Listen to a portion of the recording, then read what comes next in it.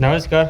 આજે ચોક્કસથી વાત કરવી છે કે આજે ઘણા બધા એવા લોકો છે દરેક ગામની અંદર કે જાગૃત લોકો છે, અને ઘણા બધા લોકો એવા પોતાના ગામની ઘણી બધી એવા પ્રકારની માહિતી માગતા હોય છે. આરટીઆઈ દાખલ કરતા હોય છે, સીપી ગ્રામની અંદર અરજીઓ મૂકતા હોય છે, પીમીઓની અંદર રજૂઆત કરતા હોય છે, સીમીઓની અંદર રજૂઆત કરતા હોય છે. પછી ઘણી વખત તાલુકા લેવલે એટલે કે ટીડીયા સાહેબ જોડે રજૂઆત કરતા હોય છે, જિલ્લા પંચાયતની અંદર ટીડીયા જોડે રજૂઆત કરતા હોય છે, કલેક્ટર જોડે ઘણી વખત રજૂઆત કરતા હોય છે.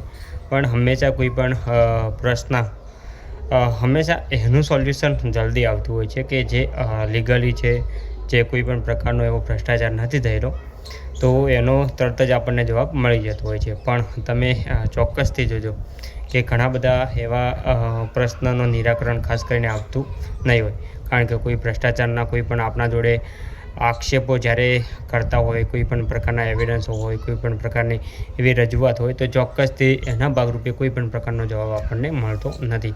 તો આપણને એક સામાન્ય દ્રષ્ટિ, એક આપણી વિચારધારાથી અને જે સમજુ લોકોને જે એક ઘણા બધા લોકો જે કહેતા હોય છે એમના જે પણ પ્રકારના મંતવ્યથી ખાસ કરીને આપણને જાણવા મળે કે જે પણ પ્રકારના આવા ભ્રષ્ટાચારનો આક્ષેપો છે, આરોપો છે, જે પણ પ્રકારના આપણા જોડે એવિડન્સ છે, તો એના ભાગરૂપે હંમેશા ખાસ કરીને કોઈ તપાસ નથી થતી કે અથવા કોઈ અધિકારીને કોઈ પણ પ્રકારને સસ્પેન્ડ કરવામાં નથી આવતા. જો એ તપાસ થાય તો ચોક્કસથી એમાં ભ્રષ્ટાચાર જે પણ પ્રકારના એવિડન્સના આધારે જો નીકળે તો ચોક્કસથી જે પણ અધિકારી છે તેને ચોક્કસથી સસ્પેન્ડ કરવો પડે. એટલે દરેક જગ્યાએ હાલ જે પણ પ્રકારની ગુજરાતની પરિસ્થિતિ છે, આમ તો દરેક વિભાગની અંદર દરેક જગ્યાએ ભ્રષ્ટાચાર થયેલા છે.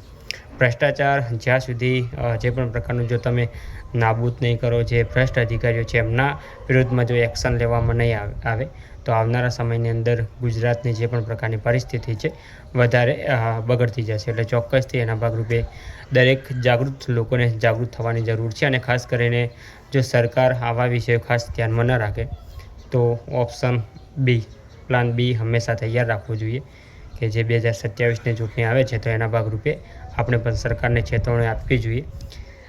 ભલે અધિકારીઓ તમારા છે, ભ્રષ્ટાચાર તમારો છે, સરકાર તમારી છે, 2027 તમારી નથી.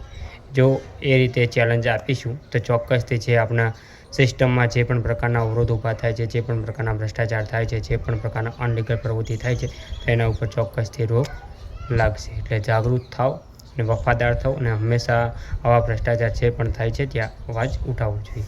જય હિન્દ, જય ભારત.